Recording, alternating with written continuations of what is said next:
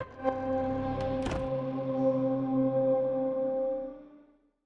Scott Miller, and the founder of Apogee and 3D Realms. So speaking to the industry as a whole, obviously we talked about for the interview, Shacknews was founded in 1996, good year for Duke.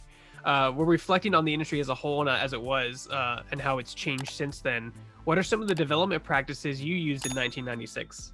Well, back in that day, everything was invented within the studio, and we were developing our own engine, the build engine at the time, all the tools. There was no such thing as a marketplace where you could go out and get assets.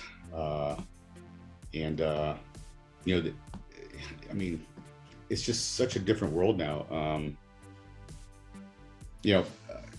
One person can do what we did with Duke Nukem.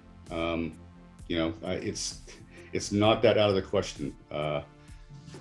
Such a smaller team could do a Duke Nukem game nowadays, and I'm talking like in the Unreal Engine, not in the build engine. So, back in those days, it was really an uphill battle, just always developing new code and making sure it worked on all the systems. And, there was so much time spent doing that kind of thing. And we never even thought back in the day of porting anything ourselves, because that was just a whole different, ball game and really a nightmare on its own. Nowadays, the engines almost take care of that for you. So, nowadays it's just such an easier world to develop games, especially prototype games, get them to where you can, test out, if you've got really something here gameplay wise that's unique and interesting, and I sometimes think, well, gee, we've come this far in 30 years. Where are we going to be in 20 or 30 more years? We just basically type in something like, gee, I want a game that does this, this, and this, and the AI just puts it together for you like Lego pieces, and boom, you've got a game. And then you decide which aesthetic you want and so on. So I kind of think we're getting to that point here pretty soon where you can almost like, hey, I want this game in 25 years, you'll be able to tell the computer to make it for you, or whatever, Unreal has become in those days. I don't know. It's just a world of difference. What we're seeing now through small teams is, equal to, 30 plus person teams back in the 90s.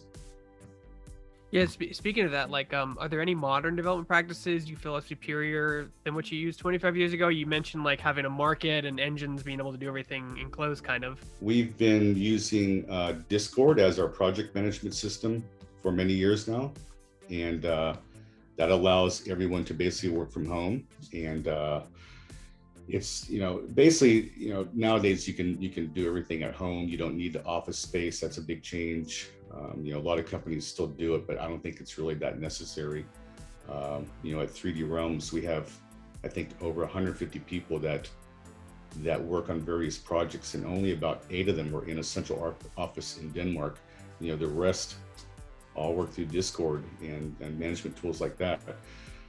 And we're doing the same thing with Apogee. All the teams, meet on Discord daily, and we have something called the Apogee Developer HQ, where we have an area for each game, and that's how we project management things. Everyone is in there, and so that's a big change.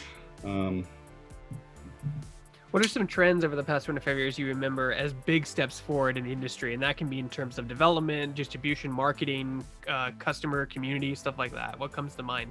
I have to almost keep repeating myself here. I just think the engines are the big trend.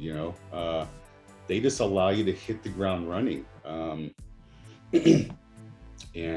with amazing results that you couldn't do back in the 90s or even early 2000s.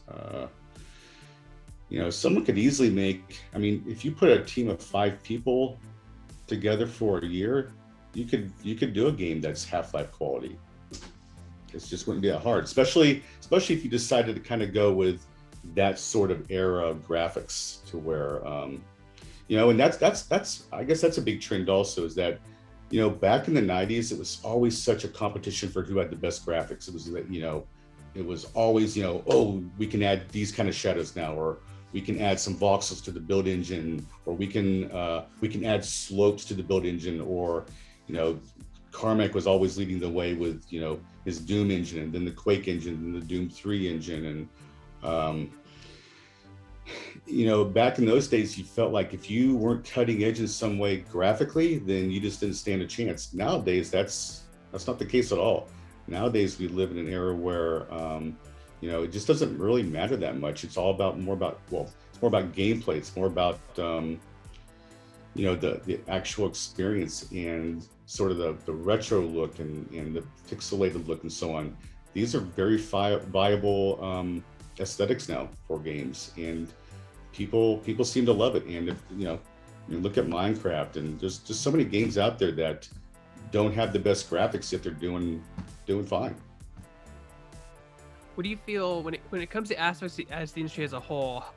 What do you feel needs more work before we like turn the corner into the next big thing? Like anything currently right now that you think needs to be improved upon before we skip ahead? Not really sure necessarily what needs more work, but I do think that we still haven't reached an era yet where physics is a big thing. Now, I've been saying for quite a while now that I think physics is one of the big revolutions that's coming, and we've kind of seen some tips of the iceberg on that. But I do think that in 5 or 10 years we'll have games to where physics plays a much bigger role. To where nowadays in engines, level designers have to create areas themselves. They have to almost pre-create areas where physics will work, and it's kind of faked it to some way.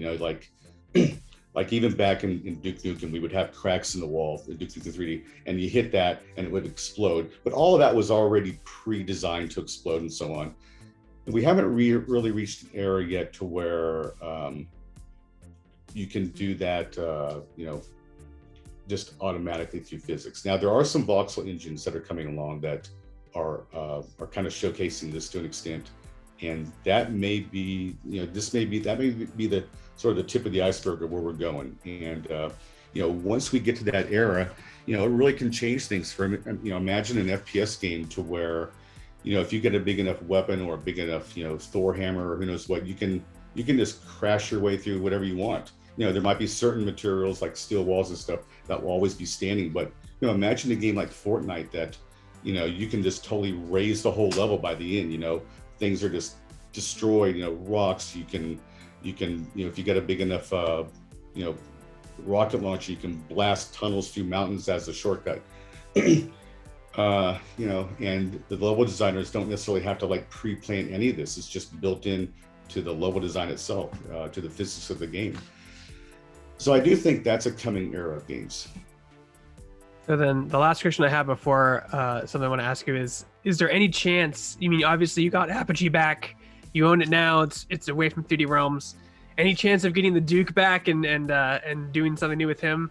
Just because, it's funny, we released a 25th anniversary trailer just celebrating his 25th birthday, and people thought it was a new game announcement. Like, there are people who definitely want more Duke out there. Yeah, that's not up to us in any respect. I mean, we did a deal with Gearbox over 10 years ago, and they had the rights. So, I'm surprised they haven't done something with it. But if there was a way we could do something with it, we would love to. But I just don't think it's going to happen.